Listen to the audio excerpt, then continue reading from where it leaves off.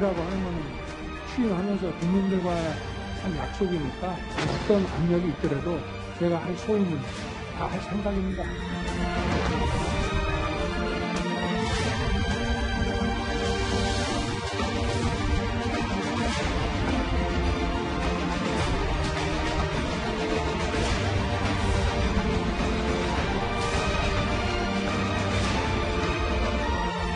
직접 보고 있습니까? 당당하다면 못 밝히는 거 없지 않습니까? 저는 네.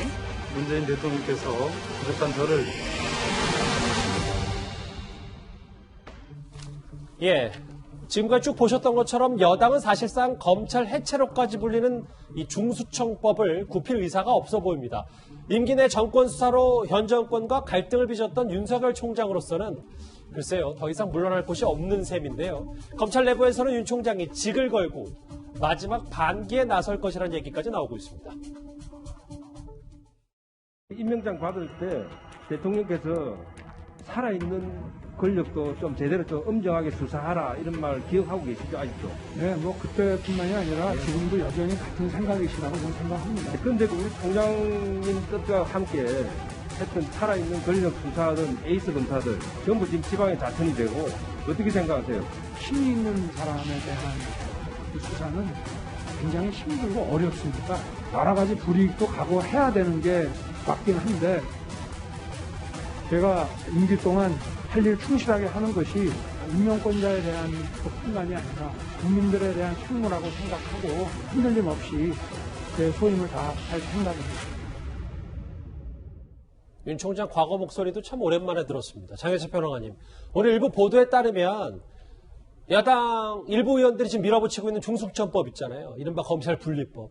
총장직을 걸고 공개 반대할, 그러니까 공개적인 입장을 낼 것까지 검토하고 있다. 이런 보도가 알려졌거든요. 네, 사실 왜냐하면 이 중수청을 만들겠다는 것 자체가 검찰, 그 대한민국 검사의 본연의 기능 자체를 본질적으로 흔드는 일이라고 윤석열 총장이 판단하지 않을까 싶습니다. 사실 이 검찰의 수사 기능을 없앤다는 것 그 원조로 올라가 보면 중수부를 폐지해야 한다는 논란, 이것과 참 비슷한 면모가 있습니다. 결과적으로 중수부가 2014년에 실질적으로 폐지가 되고 그 이후에 특수부라는 이름으로 사실상 중수부의 역할을 대체하게 된 그런 역사가 있죠. 하지만 돌이켜보게 됐을 때 지금 또 참여정부의 송강수 전 검찰총장 이야기를 안 할 수가 없는데요. 예. 그 당시에 중수부 폐지 논란이 일어나자 이 송강수 전 총장이 내 목을 치라고 하면서 중수부 폐지를 반대했던 일화 상당히 유명합니다.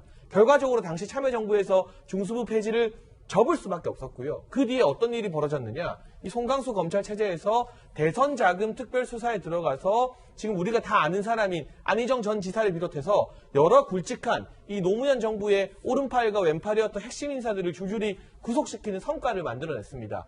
윤석열 총장뿐만 아니라 모든 검사들이 사실상 그 송강수 전 총장의 역사를 기억하고 있을 텐데 지금 윤석열 총장이 남은 임기 얼마 안 되는 기간 동안 정부나 여당이 주도하는 검찰개혁 시즌2에 끌려가기만 한다면 아무리 추미애 장관과 대척점을 세웠더라도 역사에서는 검찰의 수사권을 모두 뺏기도록 방치한 그러한 검찰총장으로 남을 수밖에 없습니다. 그럴 바에야 어떤 형식을 빌릴지는 모르겠습니다만 송강수 전 총장의 사례처럼 본인이 이 중대수사청 발족에 반대한다. 6대 수사는 반드시 검찰에 해야 한다는 일성을 남기는 게 역사에 훨씬 더 오래 각인될 그런 길이라는 판단을 했을 가능성이 높다고 봅니다.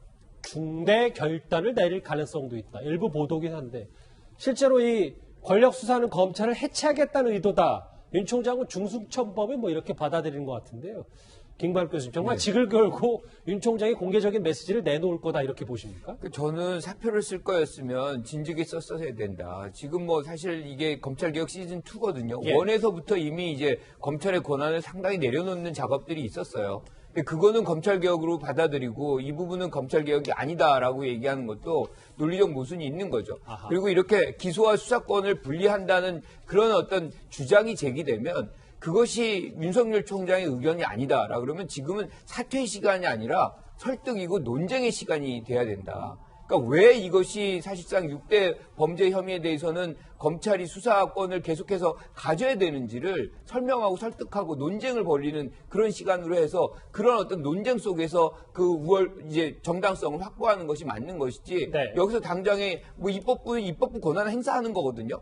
그런데 그것에 마땅치 않다 그래가지고 나는 자리 내려놓는다. 그럼 지금까지 했던 일들은 뭔가요? 그러니까 저는 이 부분에서는 조금 더 신중하게 논쟁을 하는 준비를 하는 그런 시간을 윤석열 총장이 만약에 이 수사권 기소권이 분리가 부당하다면 그런 시간으로 보내야 된다. 이렇게. 그러니까 김관영 교수님 표현한 논쟁이라는 단어를 만약에 다시 한번 풀어보면 조만간 공개 메시지를 낼 수도 있다. 뭐 직을 거는 건 아니더라도 이런 말씀이신 그렇죠. 겁니까? 그게 이제 반대되는 의견이 분명히 있다면 예. 그런 식으로 이제 논쟁적으로 나오고 사회가 거기에 대해서 어떻게 반응하느냐가 매우 중요하거든요. 뭐 입법부라 그래가지고 무조건 뭐 입법을 할 수도 없지 않습니까? 국민의 여론이라는 게 있는 것이고 그래서 그 과정을 거치는 것이 지금의 윤 총장이 해야 되는 일이다라고 생각하는 거죠. 정말 직을 걸고 메시지를 내놓을지도 한번 저희가 지켜봐야 될 것 같은데요. 그리고 윤석열 총장의 검찰, 이 검찰의 수사 시계는 예정대로 돌아가고 있는 것 같습니다. 김학의 전 차관 불법 출국 금지 의혹을 수사 중인 수원지검이 피의자 신분으로 전환된 이성윤 서울중앙지검장에게 이제는 3번째 출석 요구서를 보냈습니다. 김태현 변호사님. 네. 3번째 출석 요구서를 보냈는데 이번에 제가 앞서 방송 시작 전에 일부 나온 보도를 보니까 예전에 이성윤 지검장이 시일이 촉박하다고 소환조사에 불응했다라는 얘기가 나왔었잖아요. 이번에는 좀 시간을 넉넉히 준다 뭐라는 표현까지 나왔습니다. 그러니까 시일 촉박하는 게 원래 이제 피의자 소환 받으면 저희 뭐 변호인들도 급작스럽게 받으면 이제 준비해야 되잖아요. 예. 그래서 이제 시간 좀 넉넉히 달라고 그러고 이제 일정을 조율합니다. 불구속 상태이기 때문에 일정 조율은 누구나 다 해줘요. 뭐 저 이성윤 중앙지검장뿐만 아니라 피의자의 경우에 다 일정 조율을 해주는 거고. 그래서 아마 오늘도 시일 촉박하다는 이유로 좀 얘기를 소환에 불응하니까 아이고 뭐 시간 넉넉히 드릴 테니까. 준비 다 되면 저희는 준비 다 됐으니까 언제든지 와서 조사 받으면 됩니다 이거거든요. 예. 그러니까 뭐 이거는 뭐 이성윤 지검장에 대해서 뭐 특혜를 준 것도 아니고 그렇다고 뭐 일부러 망신 주기를 한 것도 아니고 그냥 원래 검찰에서 피의자 소환 조사할 때 하는 방식들을 그대로 따랐다. 뭐 그렇게 보시면 될 것 같습니다. 그러면 통상적으로 하면 계속 불응하면 강제 수사하는 거잖아요. 김 네. 변호사님은 강제 수사에 수원지검이 나설 거라고 보십니까? 교과서상으로 보면 계속 불응하면 그리고 아마 검찰청의 업무 지침이나 그런 곳에도 계속 불응하면 체포영장 치게 돼 있고 체포영장을 청구하면 아마 발부는 될 겁니다. 왜? 안 나오니까. 그런데 다만 이성윤 주검장이라는 사람이 어찌됐건 간에 뭐 도주려가 있는 사람은 아니잖아요. 예. 그렇기 때문에 과연 그리고 또 현직 검사장이고 그래서 과연 수원지검이 체포영장이라는 강수까지 둘까는 좀 의문이고 저는 그렇게까지 가는 건 옳지 않다. 이성윤 지검장이 스스로 나가서 조사받는 게 맞다. 수원지검에 나가는 게 좀 그러면 하다못해 뭐 방문조사를 요청하더라도 조사는 받아야 되지 않겠습니까? 그렇지 않으면 이제 서울중앙지검에 지금은 더 피의자 조사를 받고 있고 내일도 피의자 조사가 수많이 예정돼 있을 텐데 불구속 피의자들이 지검장님도 안 나가시는데 저도 안 나가면 안 될 거라고 얘기하면 뭐라고 대답하실 겁니까? 예. 그러니 그런 체포영장이나 이런 어떤 좀 볼썽사나운 거 장면 연출하지 마시고 어떤 형태로든지 조사를 받는 게 맞다. 그래서 본인이 억울한 거 있으면 억울하다고 얘기하고 뭐 통상적인 지위라고 그랬다면서요. 통상적인 지위라면 지위라고 소명하고 그러면 되는 거 아니겠습니까? 3번째 소환 통지서를 발송받고 이제 소환 통보를 받은 이성윤 지검장 얘기를 해봤는데요. 지금 윤석열 총장 수사 시기도 마찬가지고 윤석열 총장과 함께 검찰 개혁 신중한 입장을 보이고 있는 인물이죠. 사실 지난주부터 국민들의 눈과 귀를 잡고 있는 신현수 민정수석인데요. 청와대의 해명과는 달리 물론 일단락 됐다고 했지만 사표 파동이 여전히 청와대는 불안불안해 보이는 것 같습니다. 이번 6월 7일자 검사장급 인사와 관련해서 인사안을 누가 언제 대통령께 보고를 드렸습니까? 누가 일정 이것은 제가 공개할 수가 없습니다. 실장님이 보고하신 겁니까? 아닙니다. 그러면 비서관이 보고를 그건 했습니다. 통상 인사에 대해서는 민정수석이 법무와 검찰의 의견을 들어서 협의하고 조율하는 역할이지 거기에 민정수석이 결재라인이 있거나 이건 아닙니다. 말씀 드릴 수 없다는 게 이상하지요. 협의가 안 됐다는 말은 그 결재를 민정수석이 안 들고 들어갔다는 이야기 아니겠습니까? 왜 그걸 자신 있게 이야기를 못합니까? 그것은 제가 확인드리기 어렵다는 걸 다시 좀 양해를 부탁드립니다. 하여튼 곤란한 사정이 있어서 말씀하기 어렵다 이렇게 이해를 하겠습니다. 아직도 언제 어디서 누가 보고를 대통령에게 했는지에 대해서는 지금 청와대는 명확히 얘기를 하지 않고 있거든요. 근데 이도원 의원님 오늘 일부 보도를 보니까 노컷뉴스의 보도를 보면 사의 표명, 사표를 낸 결정적인 이유는 대통령이 분명히 이종근에 대해서 교체하라고 했는데 박범계 장관이 무시했다. 이종근 부장 교체는 다 얘기가 돼 있었다. 뭐 이런 게 알려지고 있습니다. 그러니까 가장 그 직접적인 사퇴 원인이 인사였기 때문에 인사의 요인 중에서 아마 이종근 부장, 형사부장, 대검 형사부장의 교체 문제도 그 중요한 그 사유가 됐을 겁니다. 왜냐하면은 이번 그 인사 때 그 조남관 대검 차장이 인사위원회 들어가면서 그 설명도 했지만 이성윤 서울지검장과 대검 참모 얘기를 했습니다. 대검 참모는 그 지금 이종근 형사부장, 그다음에 신성식 반부패부장, 이정현 공공수사부장인데 왜냐하면은 지난 징계 과정에서 다 징계에 참여해서 윤 총장에게 징계를 해야 된다고 얘기했던 참모들입니다.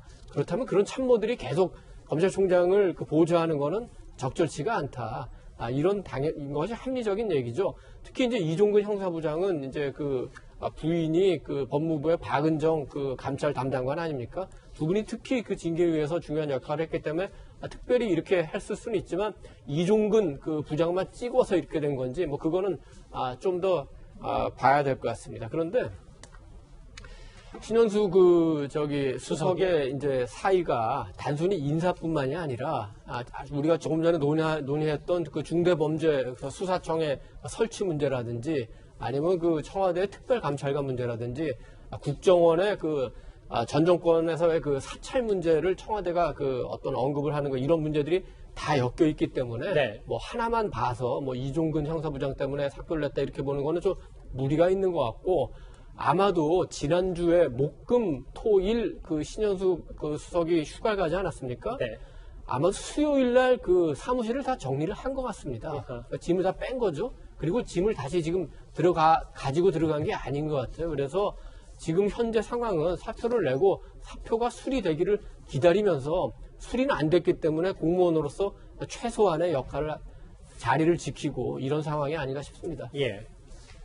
때문에요. 신현수 수석이 여당과 검찰의 완충 역할을 할 것으로 기대했던 것 역시 현재로서는 지금 쉽지 않아 보입니다.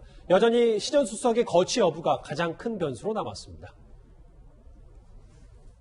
대통령에게 일임했으면 대통령의 어떤 결정이 있었습니까? 없습니다. 옛날에 대통령에게 일임했는데 대통령은 수리도 하지 못하고 반려도 하지 못하고 그냥 있는 어정쩡한 상태다 이렇게 이해하면 그건 되겠습니까? 아니고 소통수석이 월요일날 언론에 이야기했듯이 사퇴 문제는 일단락됐다 그렇게 발표를 했습니다. 아직도 그 뜻은 굽히지 않고 있다면 어떻게 그 일단락된 것이겠습니까? 펜딩 상태지. 대표님 조만간에 아마 결론을 내리겠습니다. 그만큼 곤혹스럽다는 말씀을 제가 좀 그러면 저는 이렇게 이해하겠습니다. 네. 사표를 고집하고 있는데 수리도 못하고 반려도 못하고 있는 어정쩡한 상태다. 뭐 그게 오래 가겠습니까? 예. 거취 얘기를 좀 잠깐 하기 전에 아까 얘기했던 이종근 부장 얘기요. 실제로 이용구 차관과의 이 여러 관계, 부인과의 관계 때문에 사실 신현수 수석에게도 여러 이종구 부장에 대한 교체는 꽤 크게 다가왔던 것 같습니다. 일단 부적절한 게 뒤에 보이는 저 메시지 내용 자체가 이종근이라는 인물이 이용구 차관과 대화를 내는 건데 이게 사실이라면 지금 이 징계 심판관과 징계를 추진하는 사람이 대화를 나눈 것 그 자체로 굉장히 부적절한 부분인데요. 여기에 대해서 이종근 부장 같은 경우는 이 배우자인 박은정 감찰 담당관이 이종근이라는 아이디를 썼다고 했지만 본인이 검찰 내부에서 동명이인으로 저 이름으로 검찰 내부방에 글을 올린 적도 있거든요. 이게 사실 여부를 확인하려면 이종근 부장이나 박은정 감찰 담당관이 핸드폰 보여줘서 이거 박 담당관이 쓴 거 맞다라고 인정하면 됩니다. 그런데 법무부에서는 지금 한동훈 검사장 두고 왜 핸드폰 공개하지 않느냐면서 무혐의 처분을 미루고 있는데 솔선수범해서 이종근 부장이나 박은정 담당관이 먼저 핸드폰 공개해서 이게 거짓말이 아니라 맞다는 거 보여주면 한 검사장도 더 압박 느낄 텐데 안 그러는지 왜 모르겠고요. 특히 배우자인 박은정 담당관 같은 경우는 위로는 유혁 감찰관에게 하극상을 하고 아래로는 이정화 검사에게 보고서를 허위로 조작하라는 지시를 한 문제적 인물이기 때문에 이종근 부장에 대해서 신현수 수석이 더욱더 강경한 입장을 보였던 것이 아닐까 싶습니다. 김광학 교수님, 신현수 수석을 이제 사표수를 할지, 그러니까 청와대에서 내보낼지 대통령 결정이 아직 끝나지 않은 것 같은데 아까 이도원 의원님 말씀은 짐을 뺐다가 다시 들여오지도 않았다. 그러면 이 시한부 유임이 언제까지 지속이 되는 겁니까? 이제 대통령이 결정 사항이죠. 그런데 그것을 실장이 지금 이렇게 언급을 하고 있어요. 그러니까 뭐 조만간에 뭐 어떤 인사가 있을 것이다. 그런데 저는 이 부분은 실장이 이런 민감한 사안에 대해서 좀 가볍게 언급을 했다. 왜냐하면 대통령에게 모든 거취를 일임했다고 지금 신수석이 얘기를 하고 있거든요. 그러면 대통령이 그만큼 깊은 고민 속에 그 시기를 결정을 하거나 또는 안 하거나 뭐 그럴 수 있는 부분인데. 잠시만요. 그러니까 그런 와중에 중요한 상황에 청와대 비서실장, 대통령 비서실장이 사표 수리될 수도 있다라는 발언이 부적절하다. 그러니까 사실 국회에 나와서 이렇게 얘기하는 게 또 다른 혼선을 만들어낼 수가 있거든요. 예. 저는 정치적으로 굉장히 민감하고 이런 민감한 사안을 지금 이 실장이, 유 실장이 조금 익숙하지 않은 거 아닌가. 그러니까 뭐 조금 더 신중하게 이런 부분들은 이제 언급을 해야만 대통령의 어떤